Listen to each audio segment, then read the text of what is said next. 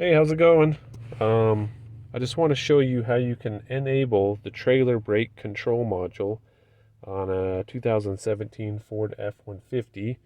I just got the module installed right there from the factory. This truck already had the 7-way harness in the back, and so the next step is to get it enabled.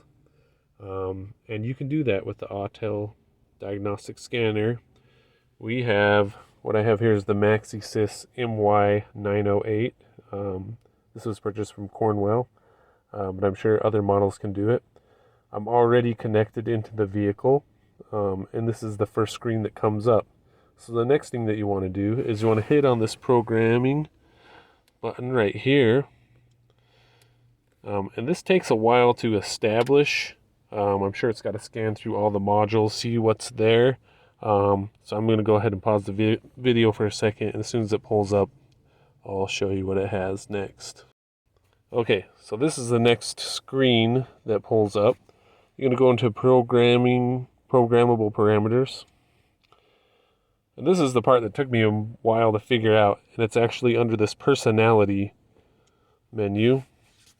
And once you get into the personality menu, you can scroll down the list until you find trailer brake control module.